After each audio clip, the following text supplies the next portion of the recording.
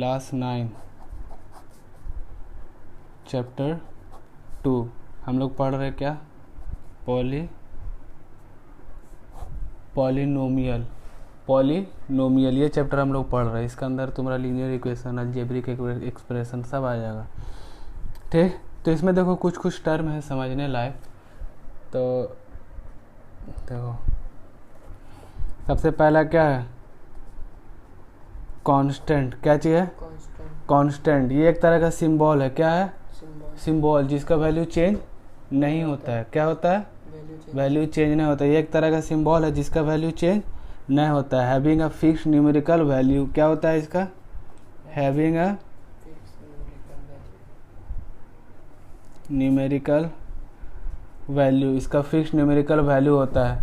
ठीक, जैसे मान लो 6 हो गया, -9 हो गया, ठीक, √7 हो गया, ये सब क्या हो गया, कांस्टेंट हो गया। क्यों, क्या कि इसका फिक्स न्यूमेरिकल वैल्यू है। एक होता है variable not having fixed numerical value. ठीक, जिसका फिक्स न्यूमेरिकल वैल्यू नहीं होता, जैसे मान लो x, y, z, a, b, c, p, q, r चलते जाएगा जो हम ले लें। ठीक, तो इसमें देखो फिक्स न्यूमेरिकल वैल्यू है किसी का नहीं है। जैसे मान लो x का वैल्यू कभी हम 1 ले लिए या फिर 2 ले लिए, या फिर मान लो x का वैल्यू कभी 4 आ गया या 5 आ गया, तो देखो x का वैल्यू चेंज होते जा रहा, फिक्स न्यूमेरिकल वैल्यू है ना। और यहाँ पर देखो नॉट फिक्स्ड है, और यहाँ पर देखो फिक्स्ड है, क्या कि 6 है। 6 का हर जगह वैल्यू कितना आता है, 6। इसको ऑपरेट करेंगे तो इसका आंसर में भी क्या होगा, 6 का भी काम आएगा। समझ में आ रहा। चलो अब देखो, अब है मेरा अलजेब्रिक एक्सप्रेशन। क्या चीज,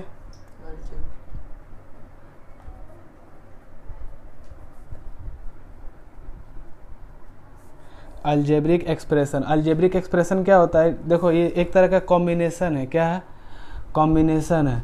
कॉम्बिनेशन है किसका, कांस्टेंट का और वेरिएबल का। और ये लोग कनेक्टेड किससे रहता है, कनेक्टेड बाय दी ऑपरेशंस। ठीक, connected by the all the operations. ठीक, जैसे मान लो कैसे, ऑपरेशंस मेरा क्या हो गया, ठीक, ऑपरेशंस मेरा क्या है, देखो प्लस माइनस, ठीक, मल्टीप्लाई और डिवीज़न, ये सब क्या है, ऑपरेशंस। ये सब से कनेक्टेड रहेगा क्या मेरा, ये सब से कनेक्टेड रहेगा मेरा कांस्टेंट और वेरिएबल। जैसे कांस्टेंट क्या है 2, वेरिएबल है x, तो 2 + x मेरा क्या हो गया, ठीक, 2 + x मेरा क्या हो गया, वेरिएबल। ठीक, समझ में आया। तो यहाँ पर ये वेरिएबल हो गया, ये हो गया कांस्टेंट। तो ये दोनों कनेक्टेड किससे है, एक ऑपरेशन से प्लस, तो ये क्या हो गया, अलजेब्रिक एक्सप्रेशन। क्या हो गया, अलजेब्रिक एक्सप्रेशन। ठीक, समझ में आ रहा बात। तो जैसे मान लो और एग्जांपल ले लो, जैसे 5x² - 9x + 4, ये भी क्या है, अलजेब्रिक एक्सप्रेशन है। देखो ये क्या है, ये वेरिएबल है, ये कांस्टेंट है, ये वेरिएबल है, ये कांस्टेंट है। हमको क्या बोला, combination of variable and constant. यहाँ पर देखो वेरिएबल और कांस्टेंट किससे कनेक्टेड है, मल्टीप्लिकेशन से। यहाँ पर वेरिएबल और कांस्टेंट किससे कनेक्टेड है, एडिशन से। यहाँ पर मल्टीप्लिकेशन। समझ में आ रहा। तो it is a combination of constant and variable connected by the all the operations. Her operation से क्या होता है, कनेक्टेड होता है। ठीक, समझ में आ रहा बात। अब देखो, अब है क्या, अब है terms of algebraic, terms of algebraic expression. Terms क्या बोल रहा, टर्म। अगर एक टर्म रहेगा तो वो क्या हो जाएगा, मोनोमियल।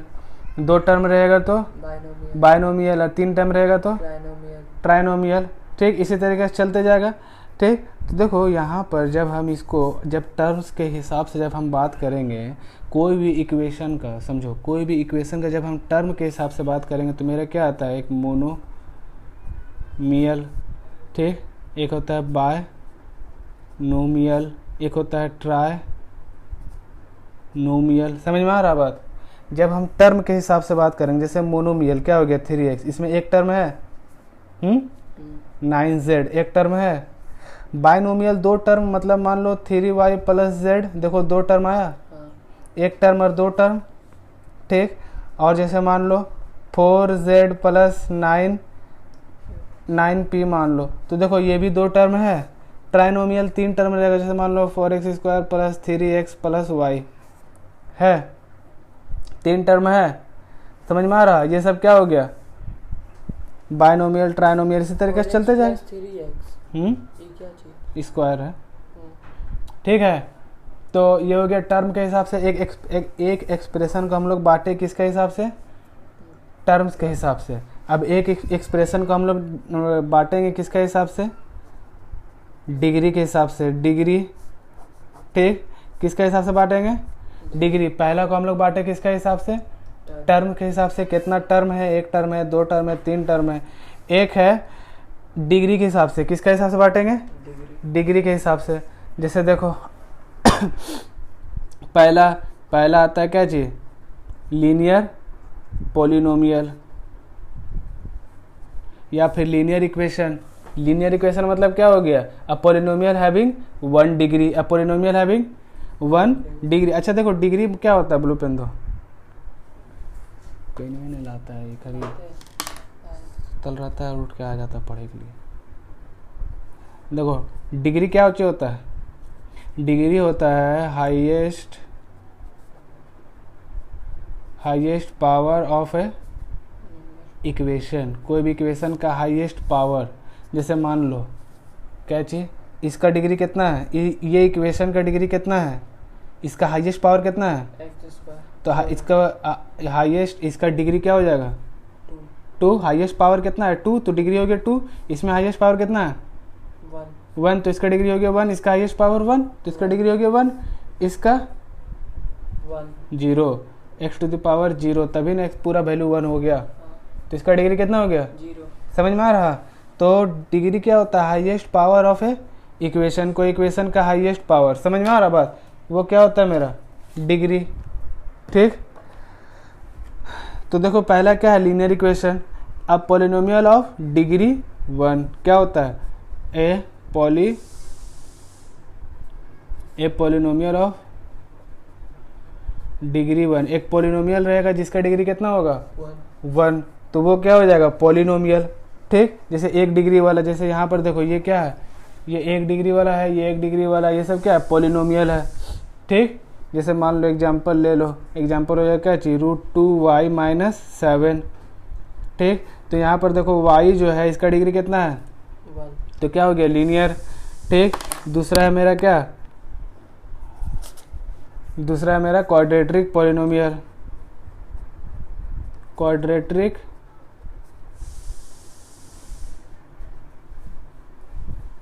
ठीक, क्वाड्रेटिक पॉलिनोमियल। ये क्या बोल रहा है, अ पॉलिनोमियल ऑफ डिग्री 2। इसका डिग्री कितना होना चाहिए 2। जैसे मान लो एग्जांपल 3x² - 8x + 9 और 4y² - 9y + z, इस तरीके से चलते जाएगा।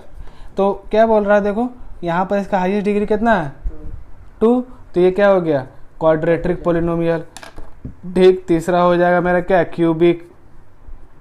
Cubic polynomial. क्यूबिक पॉलिनोमियल मतलब a polynomial of degree 3 degree होना चाहिए। जैसे मान लो 4x² + 4y + z, ठीक। इसमें देखो डिग्री कितना है हाईएस्ट 3, तो ये क्या हो गया क्यूबिक पॉलिनोमियल। उसी तरीके से बाय क्वाड्रेटिक होता है, क्या होता है बाय क्वाड्रेटिक, ठीक, क्वाड्रेटिक बाय, ठीक। तो यहाँ बाय क्वाड्रेटिक पॉलिनोमियल मतलब अ पॉलिनोमियल हैविंग डिग्री 4। समझ में आ रहा? तो टर्म के हिसाब से भी देख लिए। एक पॉलिनोमियल का हम लोग देखें, एक पॉलिनोमियल हम लोग देखे, देखो एक पॉलिनोमियल हम लोग देखे किसके हिसाब से, टर्म के हिसाब से देखें। और एक पॉलिनोमियल हम लोग देखे किसके हिसाब से, डिग्री के हिसाब से, ठीक। ये हम लोग देखे टर्म के हिसाब से, ठीक। और ये देखे हम लोग डिग्री के हिसाब से। समझ में आया? अब एक है और है मेरा, देखो एक और है, क्या है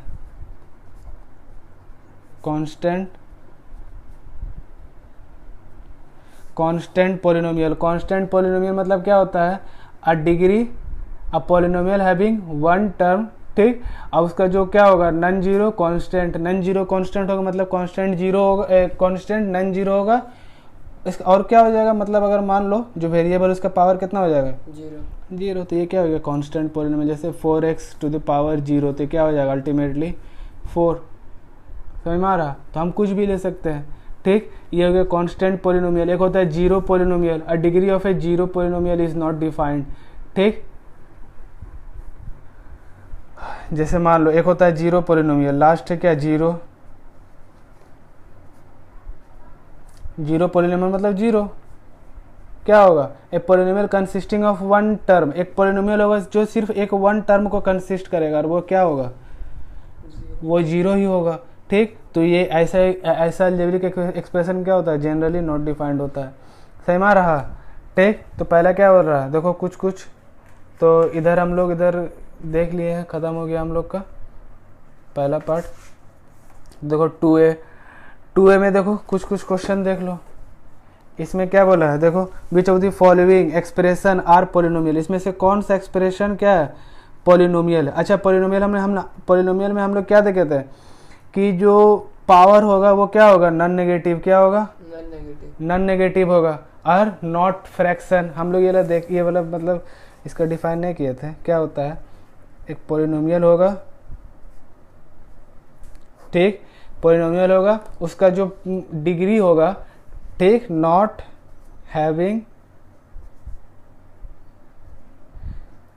having degree, negative, fraction and decimal. ना नेगेटिव होगा, ना फ्रैक्शन होगा, ना डेसिमल होगा, ठीक। ना नेगेटिव होगा, ना फ्रैक्शन होगा, ना डेसिमल होगा। तो ये तीन बात का हमको ध्यान रखना है। अगर वो चीज़ आ जाएगा तो मेरा क्या हो जाएगा, वो एक्सप्रेशन नहीं बनेगा। तो इसमें देखो, इसमें क्या बोल रहा है, इसमें देखो कोई भी ऐसा पावर है जो नेगेटिव में या डेसिमल में है, नहीं, सब रियल, सब एक इंटीजर में है। रूट थ्री है ना, वेरिएबल में नहीं ना है पावर, वेरिएबल का पावर देखना है हमको। उसी तरीके से देखो सब में, देखो इसमें देखो नेगेटिव है तो ये वाला नहीं हो जाएगा, इसमें भी नेगेटिव है, ठीक। उसी तरीके से इसमें सबको चेक करना है। इसमें क्या बोल रहा है, identify constant polynomial, linear polynomial, quadratic, cubic, ठीक, क्वाड्रिक, ठीक, क्वाड्रिक क्या हो जाएगा, बाय क्वाड्रेटिक, ठीक, फ्रॉम दी फॉलोइंग। इससे हमको ये सब पता करना है कि कौन है, तो देख के निकाल लेना। कांस्टेंट रहेगा तो क्या होगा, सिर्फ कांस्टेंट टर्म, ठीक। क्वाड्रेटिक लीनियर होगा, क्वाड्रेटिक होगा, तो फिर इस हिसाब से निकाल लेना। सही में आ रहा, ये क्या हो रहा है, डिग्री के हिसाब से बात हो रहा है। अब देखो क्या है, right the coefficient of x cube. एक कोफिशिएंट तो हम लोग देखे ना, एक टर्म हम लोग का क्या छूट गया है, कोफिशिएंट। देखो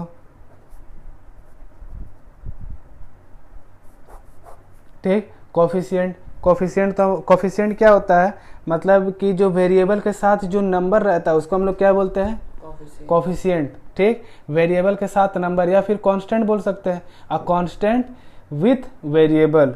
हमारा जैसे मान लो क्या हो गया, 3x², इस x² के साथ कौन सा कांस्टेंट है, 3, तो ये 3 क्या हो गया, कोफिशिएंट क्या हो गया, सही में आया। और 3 किसका कोफिशिएंट हुआ, x² का कोफिशिएंट हुआ। समझ में आ रहा, 3 और किसी का कोफिशिएंट है, नहीं है।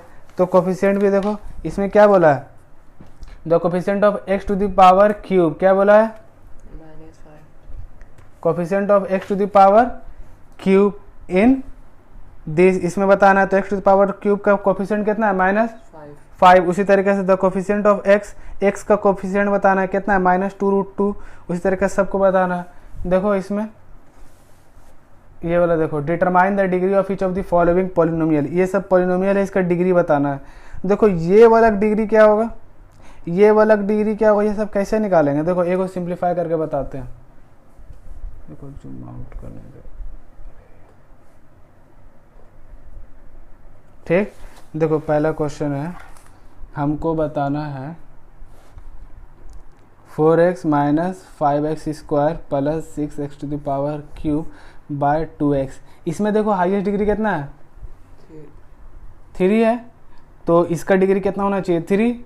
मगर हम तो डायरेक्ट तो नहीं करेंगे, पहले इसको सिंप्लीफाई करो। देखो ये क्या है, इधर डिवाइड में तो सबके साथ चल जाएगा, ये 4x by 2x minus 5x square divided by 2x, ठीक, plus 6x cube by 2x।